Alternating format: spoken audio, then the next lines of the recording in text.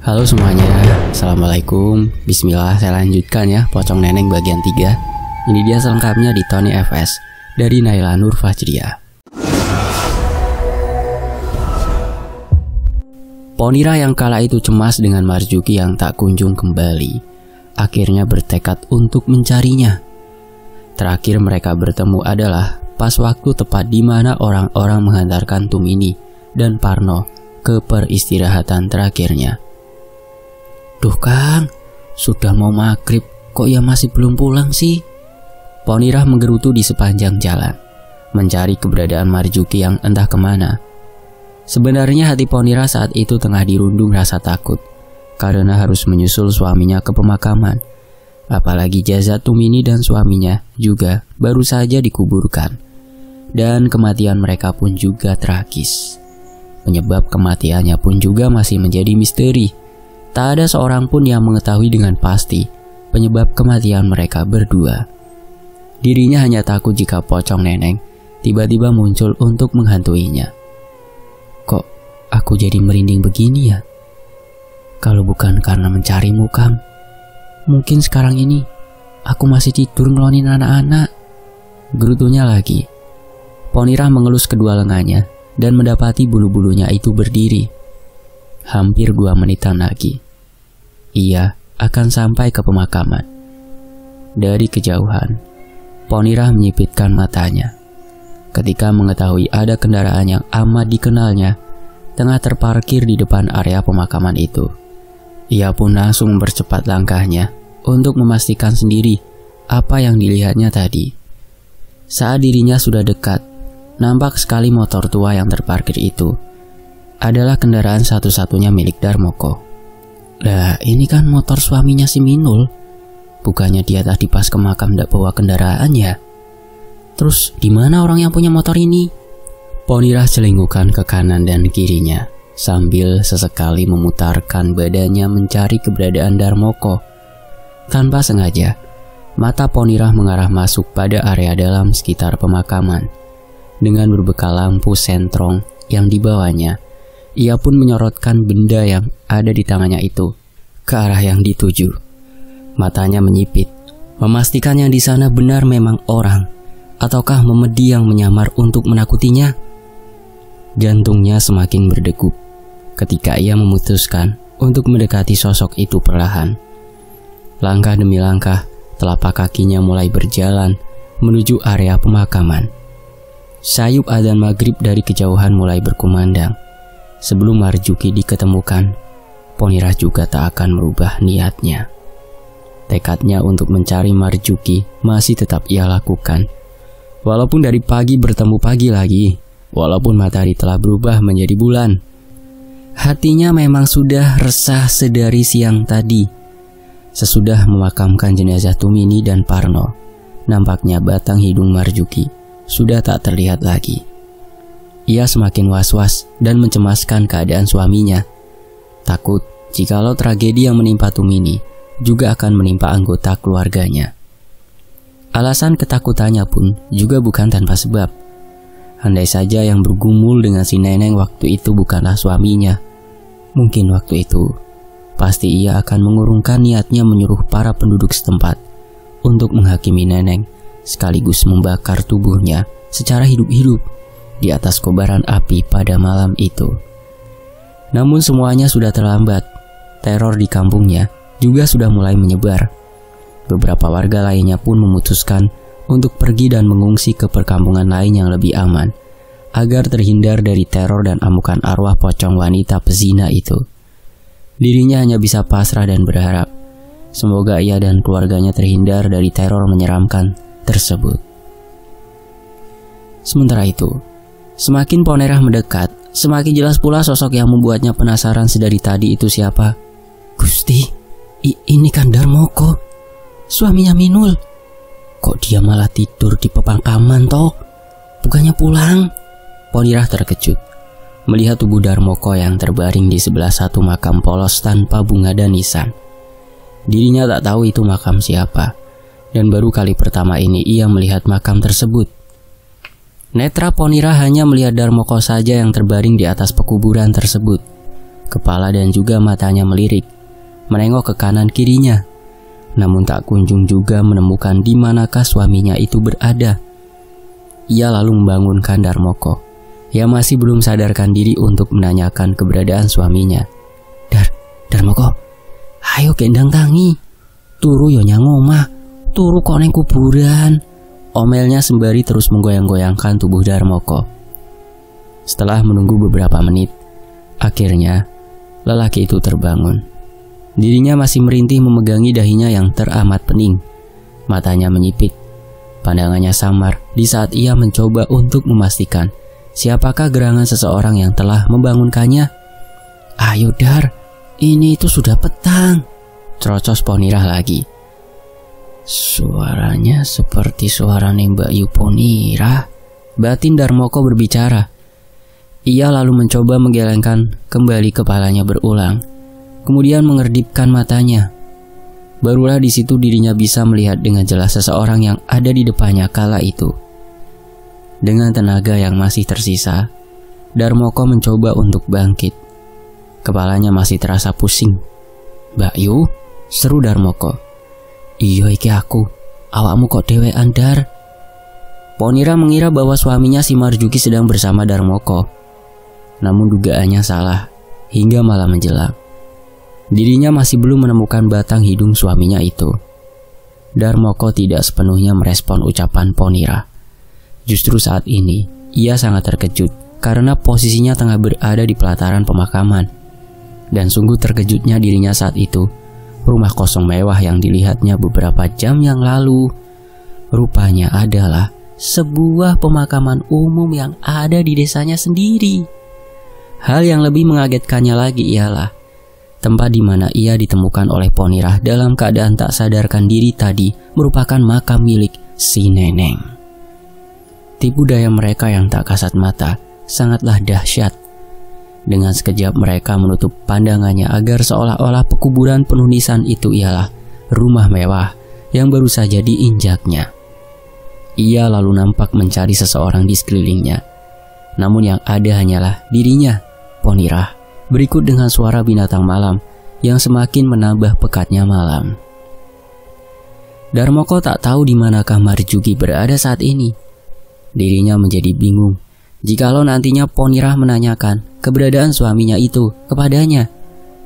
Ia sungguh merasa sangat bersalah sekali. Harusnya tadi dirinya tak mengambil keputusan itu secara tergesa-gesa. Apalagi semua ini menyangkut tentang nyawa seseorang. Ia hanya takut jika Marjuki akan menjadi korban yang berikutnya. Ditambah lagi, kedua matanya yang sudah terluka tak memungkinkan lagi bahwa nyawanya saat ini masih bisa ditolong. Namun apalah dayanya, Darmoko hanya bisa berharap kepada Sang Kholik agar selalu melindungi Marjuki dimanapun ia berada saat ini. Dar, kamu kan tadi bersama suamiku. Pertanyaan Ponirah membuat dirinya terkejut dan tersadar dari semua lamunannya. Ia pun hanya menggelengkan kepalanya. Terpaksa dirinya harus berbohong untuk menutupi apa yang terjadi sebenarnya. Jika ia memutuskan untuk berterus terang saat itu juga, yang ada Ponirah bahkan seluruh warga kampung akan menyalahkannya atas keteledoran yang dibuatnya. Oh alah, jangan dito sampean iki mas. Sesaat Ponirah merasa putus asa dengan keadaan alam yang sudah gelap gulita begini. Dan hanya berbekalkan lampu sentrong saja tak memungkinkan bagi dirinya untuk mencari keberadaan Marjuki lebih jauh lagi. Ponirah pun melangkahkan kakinya dan memutuskan keluar dari area pemakaman tersebut. Untuk selanjutnya, ia akan pulang ataukah meneruskan pencariannya? Sepertinya hatinya masih diselimuti kebimbangan. Dirinya selalu was-was tatkala peristiwa tragis yang menimpa Tumini akan terulang lagi padanya. Sedangkan Darmoko, lelaki itu pun tak kalah cemasnya dengan apa yang dirasakan oleh Ponirah sekarang ini. Ia lalu berjalan di belakang Ponirah, sekaligus berjaga-jaga jika terjadi sesuatu yang tak diinginkan. Di tengah keresahan itu, Ponirah tiba-tiba menghentikan langkahnya. Ia merasa jika ada sesuatu yang menetes di area kepalanya dari atas pohon besar yang saat ini berada tepat di sampingnya. Dirinya lalu meraba-raba rambutnya dengan tangannya. Kemudian mengarahkan tangannya itu pada lampu sentrong yang dibawanya. Ponirah lalu memelototkan matanya. Setelah melihat cairan apakah yang tadinya menetesi kepalanya, ternyata itu merupakan genangan darah yang menetes dari arah ranting pepohonan besar itu. Dirinya pun tak tahu darah apakah itu. Darmoko yang sedari tadi hanya mengamati Ponirah, kini dirinya setengah berlari dan menghampirinya. Mereka berdua pun saling pandang, kemudian sepakat untuk mendongakkan kepalanya secara bersamaan ke atas, dibantu oleh pencahayaan senter yang dibawa oleh Ponirah. "Kang Marjuki!" Ponirah berteriak histeris. Rupanya darah tadi ialah merupakan darah suaminya sendiri. Pun dengan Darmoko yang langsung jatuh terduduk lemas setelah melihat semua itu. Mereka melihat tubuh Marjuki menggelantung di ranting pepohonan besar itu, dan dari kelopak matanya terdapat genangan darah yang terus mengalir tiada henti. Dan yang paling mengejutkan lagi ialah kedua bola mata Marjuki itu ternyata telah hilang. Darmoko pun bangkit untuk membawa tubuh Marjuki turun dari pohon besar tersebut, sedangkan Ponirah hanya bisa menangisi apa yang menimpa suaminya saat ini. Darmoko lalu membaringkan tubuh Marjuki ke tanah.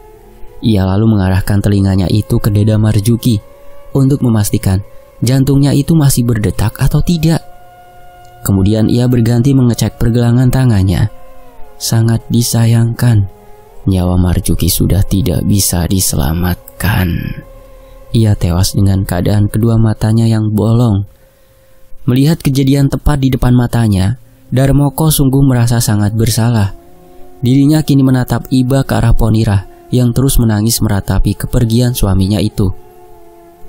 Ponirah lalu meminta bantuan kepada Darmoko agar menaikkan jasad suaminya itu ke motornya. Ia meminta supaya Darmoko mengantarkan tubuh suaminya itu ke rumah untuk proses pemulasaran pada jenazahnya.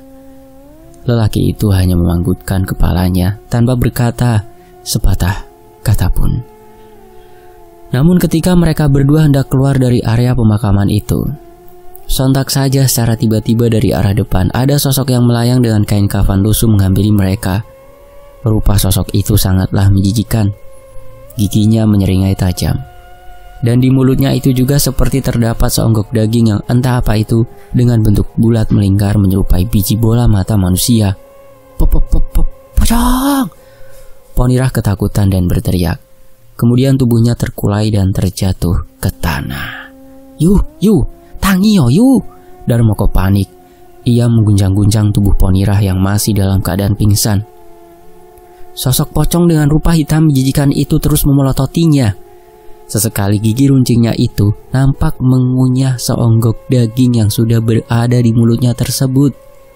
Setelah diteliti lebih detail lagi, barulah Darmoko menyadari bahwa yang dimakan sosok itu ialah merupakan dua kornea mata Marjuki yang telah hilang. Dan wanita tua yang menyuruhnya untuk memasuki rumah kosong mewah tak berpenghuni tersebut tidak lain merupakan sosok pocong neneng yang ingin mengincar nyawa Marjuki. Sesaat, Darmoko tak bisa mengeluarkan kata-kata dari mulutnya. Kini, sosok itu kian mendekat ke arahnya. Ingin rasanya dirinya berteriak, namun lagi-lagi bibirnya itu seperti telah terkunci. Tetesan darah mulai memenuhi area mulut sosok tersebut. Sembari menyeringai dan mendekatkan wajahnya pada Darmoko, sosok pocong mengerikan itu terus mengunyah seonggok daging bola mata yang masih tersisa di mulutnya saat ini. Kerap kali kunyahan dari mulutnya itu menyemprotkan genangan darah segar ke wajah Darmoko.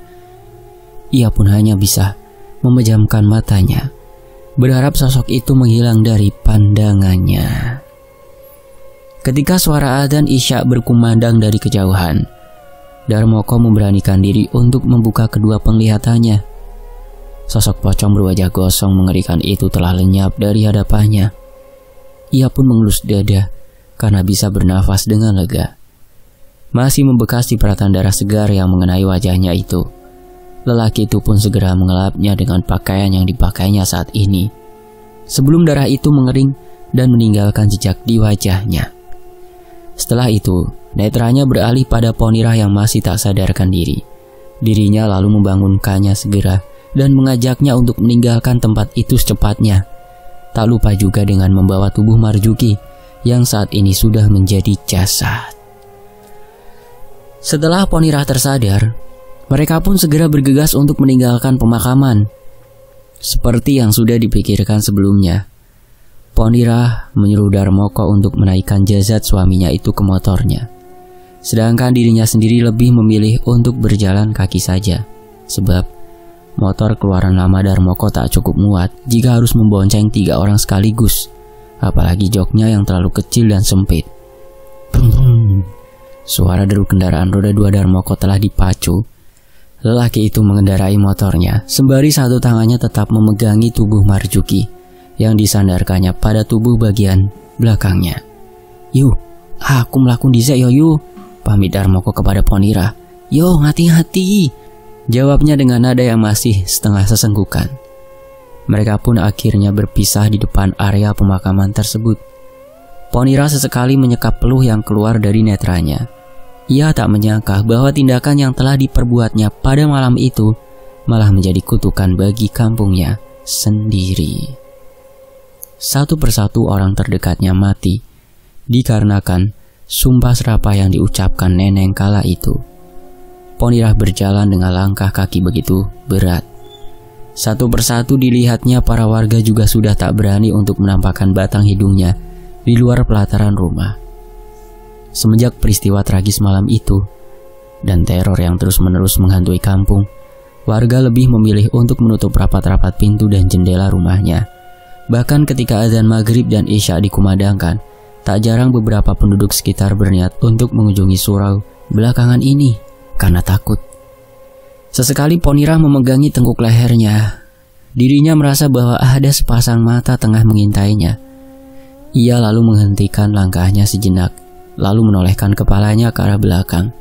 Hening, sepi. Tak ada seorang pun di sana yang melewati jalan setapak bersamanya malam itu. Lengkingan suara binatang malam semakin membuat Ponira bergidik takut. Beberapa burung gagak hitam berterbangan dari atap rumah warga ke atap yang lainnya. Suara khas yang ditimbulkan binatang berwarna hitam pekat itu membuat Ponira menutup kedua gendang telinganya. Orang zaman dulu berpendapat jika burung itu hingga di atas rumah warga, maka akan ada pertanda orang meninggal keesokan harinya. Entah siapa lagi yang akan menjadi korban berikutnya setelah kematian Marjuki. Perasaannya semakin tidak enak ketika tepat di belakangnya dirinya mendengar ada seseorang yang secara tidak sengaja telah menginjak dedaunan kering yang jatuh ke tanah. Sontak saja ia memberhentikan langkahnya kembali dan mencoba untuk menoleh ke belakang lagi.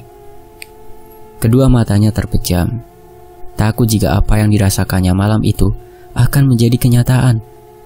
Ketika ia memberanikan diri untuk mengintip dan melihatnya, ternyata nihil. Tak ada sesiapapun yang berada di depannya saat itu. Ponira pun mengusap dadanya. Dirinya juga terlihat mengatur kembali deru nafasnya. Kemudian ia melanjutkan kembali perjalanannya. Namun saat menoleh ke arah depan, Allahu Akbar! Tubuh Ponira langsung terpental ke belakang. Sesosok pocong yang ditemuinya di pemakaman tadi kini berada tepat di hadapannya. Matanya merah melotot. Tatapannya terlihat murka ke arahnya. Di balik giginya yang tajam menyeringai itu, terdapat kucuran darah berwarna hitam pekat. Baunya sungguh busuk dan amis, sampai-sampai membuat Ponira tak tahan dan ingin memuntahkan semua isi pada perutnya itu. Sosok itu berjalan melompat ke arahnya. Ponira pun mengesot ke belakang untuk menghindarinya. Hingga tanpa sadar, saat ini tubuhnya telah menabrak pepohonan besar yang berdiri tegak di belakangnya. Kian lama sosok itu mendekatkan wajah mengerikannya ke wajah Ponira. Hingga kini di antara mereka terlihat sudah tak ada sekat lagi. Jaraknya mereka kini mungkin hanya 2 senti. Lalu, panas, tolong!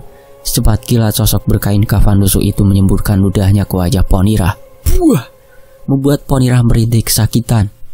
Rasanya wajahnya seperti terbakar ketika pocong itu meludahinya.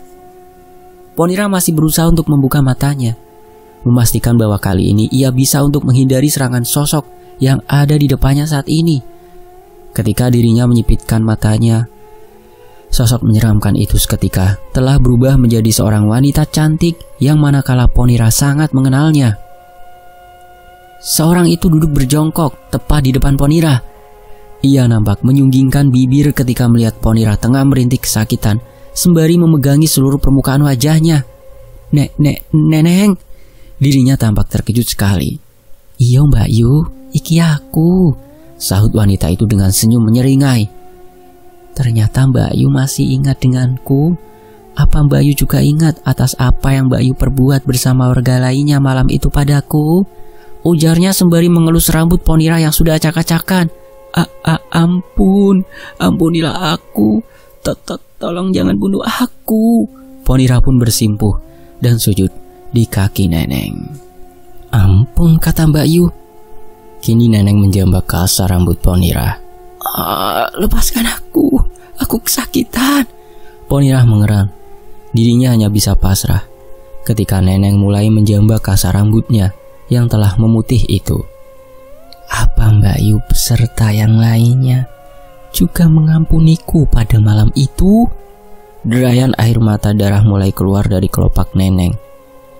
"Tanpa rasa kemanusiaan dan dengan keji, kalian telah melemparkan obor menyala itu ke arahku, membuat tubuhku tersulut oleh api membara. Sekuat tenaga aku meminta pertolongan, tapi yang kulihat kalian malah tersenyum puas melihat diriku yang kala itu telah terpanggang di atas kobaran api." Ucapan Neneng seakan mengingatkannya kembali atas peristiwa tragis yang terjadi beberapa hari yang lalu. "Lihatlah sekarang, satu persatu dari kalian akan kubuat menderita. Kalian akan merasakan penderitaan yang sesungguhnya saat ajal itu tiba menjemput kalian semua. Manusia biadab seperti kalian memang sepantasnya harus dilenyapkan dari muka bumi ini." Tawa Neneng pun menggelegar, memecah keheningan malam. Kami tak akan berbuat sejauh itu apabila kamu tidak mencoba untuk menggoda suami kami, Neng. Pada malam itu, kau terpergok tengah berbuat mesum dengan suamiku. Bayangkan betapa sakitnya hatiku ketika melihat kalian berdua berbuat zina di depan mataku sendiri. Mungkin jika itu bukan suamiku, pada malam itu aku mungkin masih mengampuni nyawamu. Ponira memberanikan dirinya untuk mencari pembelaan. Ia seakan tak mau jika sepenuhnya disalahkan atas apa yang menimpa Neneng pada malam itu. Semua ucapan yang terlontar dari mulut Ponira semakin membuat Neneng bertambah murka. "Rupanya kau masih punya nyali juga untuk berkata seperti itu, Mbak Yu." Neneng pun mendorong tubuh Ponira hingga wanita itu jatuh tersungkur ke tanah. "Pantaskah atas tindakan yang kubuat waktu itu kalian tega untuk membakarku secara hidup-hidup? Apakah tindakan biadab yang kalian lakukan itu sebanding atas apa yang kulakukan malam itu? Jika waktu itu kalian menyuruhku dan mengusirku keluar dari kampung ini, maka aku akan keluar. Aku akan pergi untuk meninggalkan desa tersayang kalian ini sejauh mungkin. Tapi nyatanya tidak. Kalian semua memang tak punya hati. Kalian tak pantas disebut sebagai manusia. Perbuatan yang kalian lakukan sudah menunjukkan bahwa sikap kalian semua sama halnya dengan iblis yang hidup di neraka." Neneng semakin mengamuk. Dirinya kini telah berubah kembali ke asalnya, yaitu menjadi sesosok pocong mengerikan dengan wajah gosong. Sosok itu pun berulang kali melompat ke tubuh Ponira, membuat Ponira semakin mengerang kesakitan. Ampun, jangan bunuh aku." Sementara itu, brung, tiba-tiba terdengar bunyi deru motor seseorang dari kejauhan. "Tunggu pembalasanku di hari berikutnya," ucap sosok mengerikan itu padanya. Kini tubuhnya telah lenyap bersamaan dengan kepulan asap hitam yang melayang di udara. Di sisi lain, Darmoko pun datang dan melihat tubuh Ponira menelungkup di tanah. Ia pun langsung bergegas untuk menghampirinya. Yu, bangun Yu." Darmoko mengguncangkan tubuhnya. Ampun, jangan bunuh aku." Ponira masih menutupi wajahnya dengan kedua tangannya. "Bayu, iki aku Darmoko," serunya. Ponira pun secara perlahan mulai membuka matanya. Dirinya pun bersyukur karena sosok mengerikan tadi telah hilang dari hadapannya. ia berterima kasih kepada Darmoko, karena jika dirinya tak datang tepat waktu malam itu, mungkin nyawa Ponira sudah tak tertolong lagi. Sedangkan pada lelaki itu, Darmoko pun terkejut bukan kepalang melihat seluruh permukaan wajah Ponira yang melepuh seperti terbakar. Di sisi lain, sudah 3 hari semenjak kejadian malam itu, para warga pun tak ada yang berani untuk keluar meninggalkan rumah mereka. Hiruk pikuk suasana ngeri pun turut mereka rasakan berturut-turut. Bahkan ketika di atas jam 7 malam, pintu depan rumah mereka selalu ada yang mengetuk. Tak satu pun dari mereka yang berani menengok untuk memastikan siapakah gerangan yang berdiri di luar rumahnya itu. Kegelisahan pun kian melanda. Takut jika sewaktu-waktu yang bertamu tadi tak lain merupakan sanak saudara dari jauh. Namun ketakutan mereka ternyata lebih besar ketimbang rasa penasarannya itu. Walau bunyi pintu yang diketuk secara berulang, mereka pun tetap tak mau beranjak dari tempatnya, meski sekedar untuk mengintip. Pun dengan Minul, istri dari Darmoko itu terlihat khawatir atas apa yang menimpa Ponira pada hari itu. Dirinya merasa iba melihat Ponira yang saat ini tinggal seorang diri dalam rumah gubuk bambu tersebut. Anak semata wayangnya pun terkadang bermain bersama temannya di desa seberang sana hingga tak tahu waktu kapan untuk pulang. Terakhir kali, menurut pengakuan suaminya malam itu, wajah Ponira melepuh dikarenakan semburan ludah pocong. Akibatnya, seluruh wajahnya seperti terbakar, hingga pada akhirnya, Ponira pun diminta untuk beristirahat saja di ranjangnya dan dilarang beraktivitas apapun sampai dirinya benar-benar sembuh. Istri dari Darmoko itu harap-harap cemas. Semalaman dirinya tak bisa tidur nyenyak karena memikirkan nasib Ponira. Padahal ia sendiri juga tengah hamil muda dan seharusnya harus beristirahat yang cukup agar janin dan ibunya itu juga sehat. Darmoko pun sudah mencoba untuk menenangkannya, memberi nasihat kepada istri tercintanya itu supaya menuruti apa yang dikatakannya malam itu. Namun siapa yang bisa membantah seorang perempuan jika separuh dari firasat yang dirasakannya itu sepenuhnya akan menjadi nyata? Mungkin sudah kodratnya. Terlahir sebagai sesama perempuan, Minul pun khawatir jika keadaan Ponira yang tak kunjung jua membaik. "Ayo Thomas, kasihan Mbak Ponira." Terus saja Minul merengek diminta diantarkan ke rumah Ponira pada malam itu juga. "Sabar dek, iya mas paham apa yang kamu rasakan. Tapi lihat dulu, ini jam berapa? Kamu kan tahu sendiri semenjak kejadian itu. Jika kita keluar di atas jam 7 malam, apa yang akan terjadi nanti? Tunggu dulu sampai fajar menyingsing, barulah nanti ku antar ke sana." Darmoko terus memberikan nasihat bijak agar istrinya itu mengerti. "Mas, tapi..." Minul tetap merengek, menguntit di belakang Darmoko sampai suaminya itu menuruti permintaannya. "Dek, sudah, jangan seperti anak kecil begini. Ingat, kamu itu sedang hamil muda, harus banyak beristirahat. Sebelum matahari terbit, malam ini adalah waktu terlarang bagi kampung kita. Tolonglah mengerti. Sana, kembali tidur ke kamarmu." Darmoko tak tahu lagi akan menjelaskan bagaimana pada istrinya itu. Ia pun dengan tak sengaja berbicara dengan intonasi agak kasar kepada Minul. Memang inilah jalan satu-satunya supaya mulut istrinya itu diam dan berhenti merengek. Mendengar bentakan kecil dari Darmoko, Minul pun tak berani lagi untuk menjawab. Wanita itu lebih memilih diam dan masuk ke dalam biliknya dengan memoncongkan bibir. Sebenarnya sama halnya dengan Minul. Mata Darmoko pun sepertinya enggan untuk terpejam. Ia seakan sadar bahwa kampungnya itu sudah tidak aman lagi. Sewaktu-waktu ketakutan dan keresahan yang dirasakannya mungkin akan menjadi nyata, di mana salah satu anggota keluarganya atau bahkan semuanya akan tewas secara mengenaskan di kampung terkutuk ini. Jalan satu-satunya ialah membawa Minul jauh dari sini, di mana di sana dirinya dan Minul akan hidup tentram dan damai tanpa diselimuti ketakutan yang terus menghantui seperti sekarang ini. Namun jika harus menjual seluruh harta warisan peninggalan orang tua, tentu sangatlah susah, karena mereka hanyalah tinggal di pedesaan kecil, yang manakala penduduknya itu harus berjuang sendiri untuk menyambung kebutuhannya sehari-hari. Dan jika pun seluruh warisan itu dijual, maka nilainya pun tak seberapa. Yang ada dirinya malah akan rugi besar. Semua itu juga sudah diberitahukan Darmoko sebelumnya.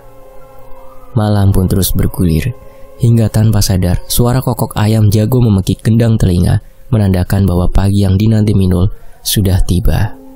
Bersambung, nantikan bagian berikutnya hanya di Tony FS. Terima kasih ya sudah nyimak di Tony FS. Nantikan bagian keempat berarti ya. Ini kan ketiga ya. Keempat di Tony FS. Demikianlah Pocong Neneng dari Naila Nur Fajia. Mohon maaf kalau ada salah kata ya. Mohon maaf. Saya pamit dulu. Wassalamualaikum.